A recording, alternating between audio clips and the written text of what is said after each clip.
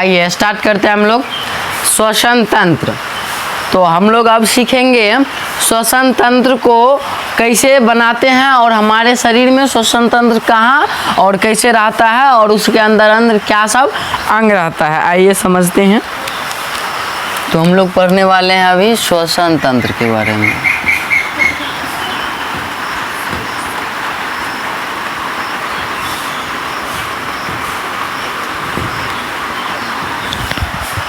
जिसको अंग्रेजी में बोलते हैं रेस्पिरेशन सिस्टम।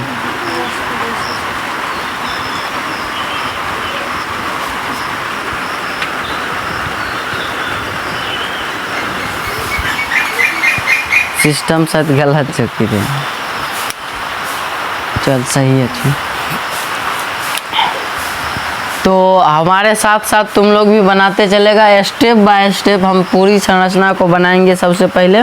उसके बाद हम समझेंगे श्वसन तंत्र के अंदर जो भी अंग रहता है वो क्या क्या काम करने का काम करता है, उसके बाद समझेंगे। पहले हम लोग समझते हैं कि उसके अंदर क्या सब अंग होता है श्वसन तंत्र के अंतर्गत, उसके संरचना को कैसे बनाते हैं हम लोग।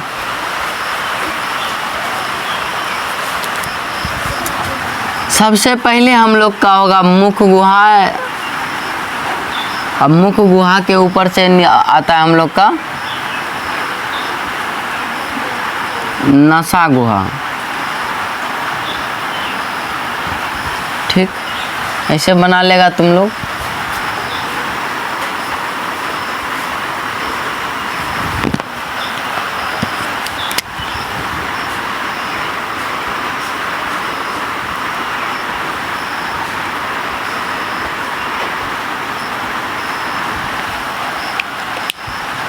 और थोड़ा हम इसको बड़ा कर देते हैं।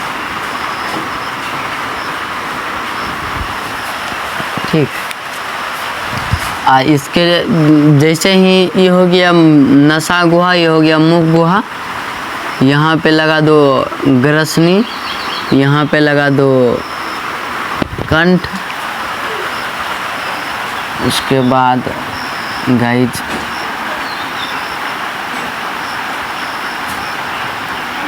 यहाँ से शुरू होता है अपन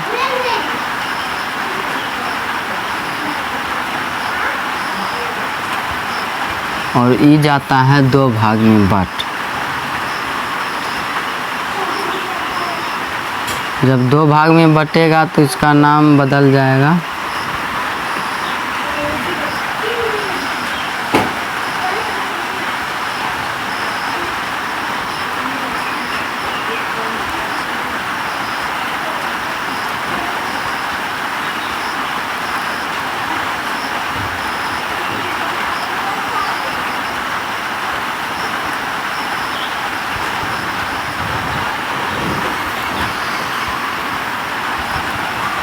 आ रहे हैं।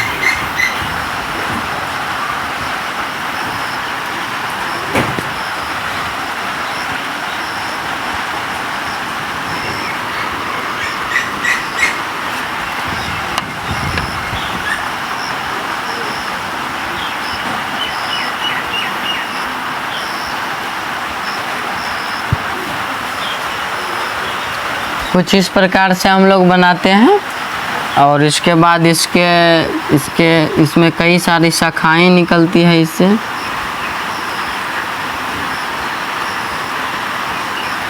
चलो इसके इस ओर शाखा नहीं देंगे, इस ओर पसलियां दे देते हैं।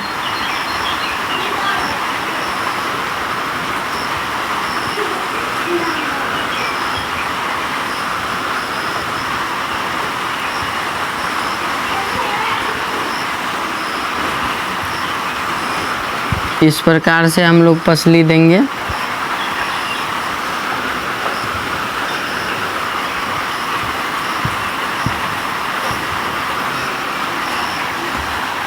और ये हो गया आप उन लोग का डायफ्राम। ठीक, और इस ओर हम लोग दे देते हैं श्वसनिकाएं, निकाल देते हैं कई सारा।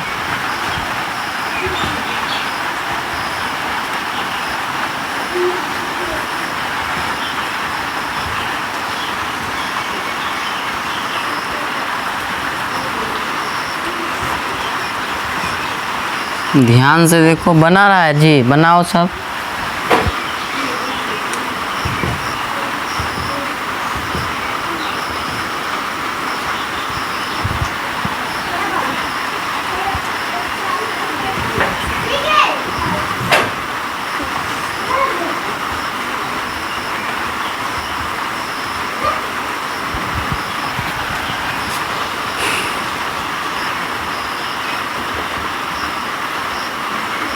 यहाँ पे कई सारा वायु कोश लगा होता है, ठीक।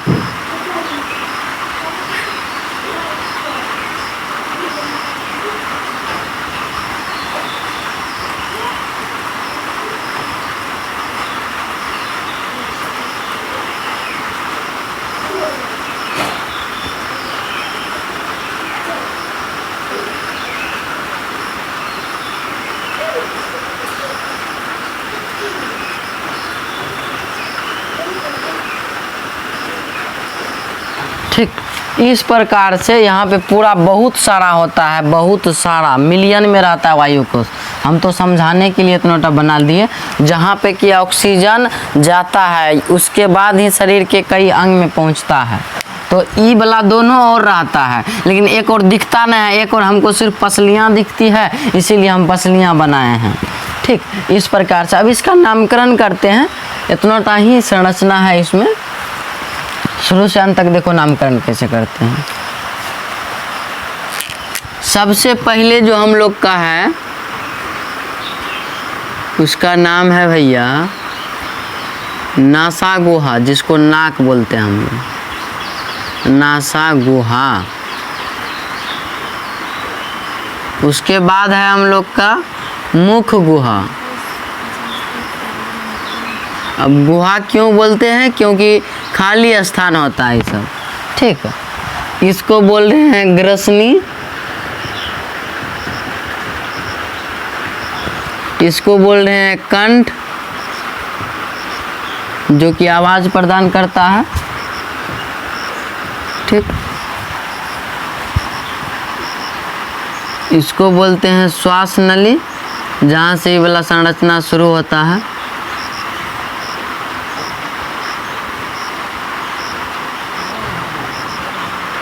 श्वास नली,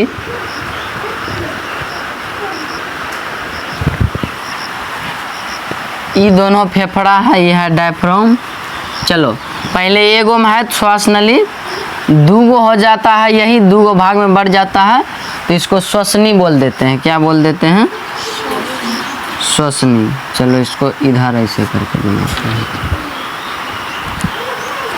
जब यही सेम चीज़ दो भाग में बढ़ जाता है, इसका नाम हम लोग रख देते हैं श्वसनी। श्वसनी। और जब यही सेम चीज़ दोनों ओर जाके कई सारा गुच्छा में बढ़ जाता है, देखो कई सारा यही सेम चीज़ आया, कई सारा गुच्छा में बट गया, तो इसको हम लोग नाम दे देते हैं श्वसनिका। क्या नाम देंगे? श्वसनिकाएं। सेम चीज का तीन नाम दे दिए। सबसे पहले तो श्वासनली था, उसके बाद वही जब दो भाग में बटा तो श्वसनी दे दिए, वही जब कई सारा गुच्छा में बट गया तो उसका नाम दिए श्वसनिकाएं। उसके बाद जो गुच्छा टाइप का रहता है, कुपिका टाइप का, उसका नाम होता है भैया कुपिका। क्या नाम है इसका? कुपिका, जिसमें कि वायु जाके भरता है, इसका नाम है कुपिका। कुपिका, ठीक। एल्वियोलाई अंग्रेजी में इसको बोलते हैं, ठीक। तो यही सारी बातें हैं। इसको अस्थि वलय बोलते हैं, शायद नाम थोड़ा कंफ्यूज हो रहे हैं। ये जो संरचना लगा है ना, इसको अस्थि वलय बोलते हैं। अस्थि वलय मतलब कि हड्डी लगा रहता है यहाँ पे, वलय टाइप से।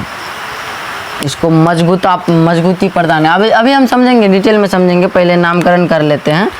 इसको मांसपेशी या फिर बोल दो डायफ्राम बोल दो,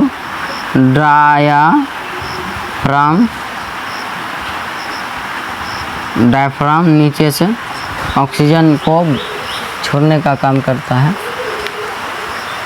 ये दोनों फेफड़ा हो गया, ये दोनों फेफड़ा। लिखने की ज़रूरत नहीं है। कुछ छोटा भी भाई, क्या छूटेगा, कुछ नहीं छूटा। मेन चीज़ यही है, श्वास पहले एक भाग में था तो श्वास नली, उसके बाद 2 भाग में बटा तो श्वसनी, जब कई सारा भाग में बटा तो श्वसनिकाएँ, और वो जब गुच्छा बना तो उसको कुपिका बोलते हैं। पूरा घटना इसी के अंतर होता है। तो आइए अब हम लोग समझते हैं, जो हम लोग जो सांस लेते हैं कैसे लेते हैं, कहाँ जाता है, क्या क्रिया होता है, डिटेल में समझते हैं यहाँ पे। तो हम लोग का टॉपिक ही है हम लोग का श्वसन तंत्र, रेस्पिरेशन सिस्टम। ये सिस्टम है, यही है श्वसन तंत्र, यही है रेस्पिरेशन सिस्टम। यदि तुम लोग से कहा जाए, पूछा जाए, सवाल दिया जाए कि भैया बताओ श्वसन तंत्र या रेस्पिरेशन सिस्टम का सचित्र वर्णन करें, तो क्या करना है। देखो सबसे पहले तो हम वर्णन करना नहीं सिखाएंगे, खाली चित्र सिखा रहे हैं और इसके बारे में सिखा रहे हैं क्या होता है। सबसे पहला पार्ट हम लोग का होता है नसा गुहा, इसको बोलते हैं नसा गुहा, इसको समझा। इसमें 2 छिद्र होता है, ठीक। जब हम डिटेल में बताएंगे तब जाकर तुम वहाँ तुमको बताएंगे, अभी सिर्फ इसको समझो। देखो सबसे पहला ये नसा गुहा है, ठीक, यही बड़ा संरचना है।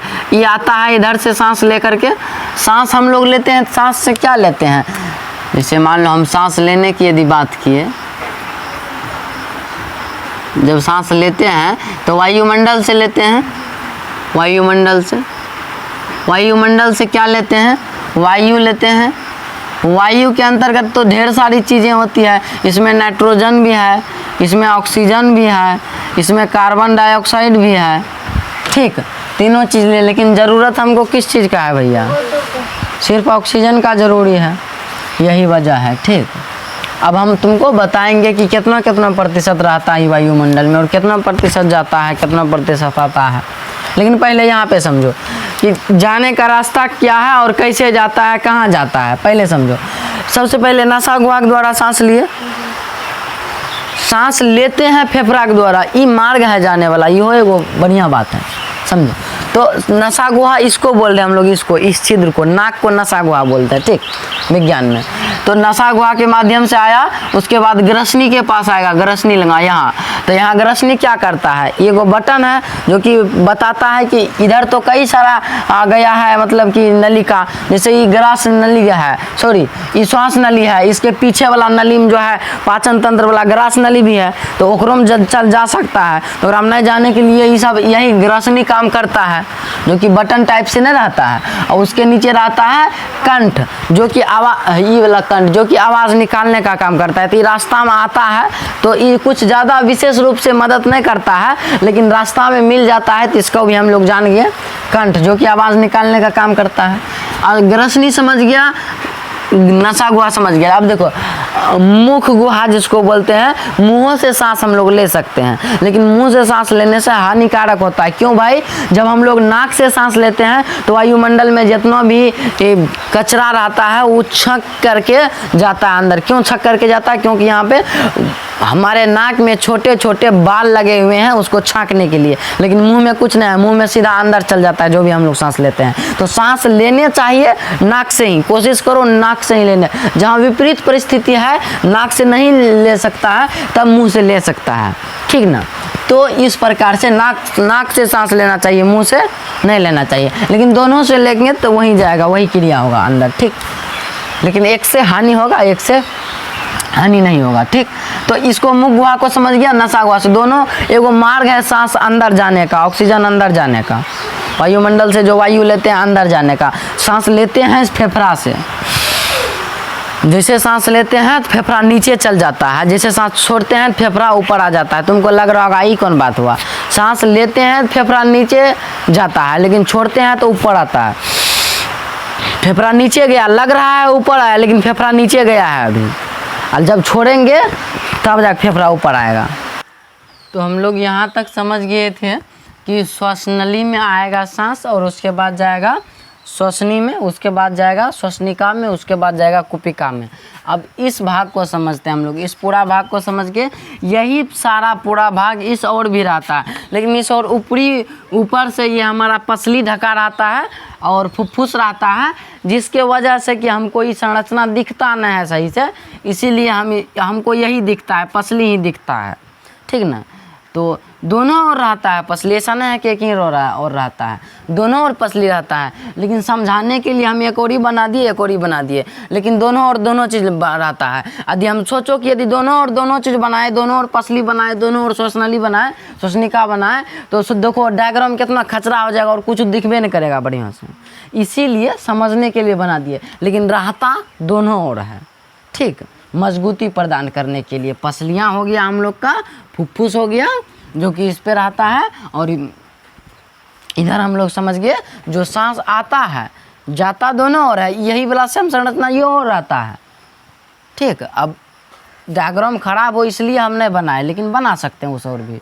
तो ये हो गया, जब पहली बार सांस आया तो नसा गुहा में आया, नसा गुहा से श्वास नली में, श्वास नली जब 2 भाग में बट गया तो श्वसनी बोल दिया, और जब श्वसनी कई सारा भाग में बट गया, शाखा में बट गया, ये सब शाखा में बट गया, तो इसको हम लोग नाम दे दिए श्वसनिकाएँ। और जब श्वसनिकाएँ का अंत में जाएंगे हम लोग को तो मिलेगा कुपिका। और कुपिका से कहाँ जाता है सांस, तो कुपिका जाता है रक्त में, रक्त यानी कि खून में कौन खून में जाता है, तो आरबीसी में जाता है। कौन जी में जाता है, आरबीसी में। जब तो हम तुमको श्वसन मार्ग बताएंगे तब वहाँ हम तुमको और डिटेल में समझाएंगे। आरबीसी कहाँ में रहता है, आईजे लगल रहता है आरबीसी, एकर चारों ओर आरबीसी लगल रहता है। और नलिका भी रहता है, वाहिनी जिसको हम लोग बोलते हैं रक्तवाहिनी 2 गो होता है रक्तवाहिनी, एगो धमनी होता है, एगो शिरा होता है। ये सब अभी नहीं समझना है, लेकिन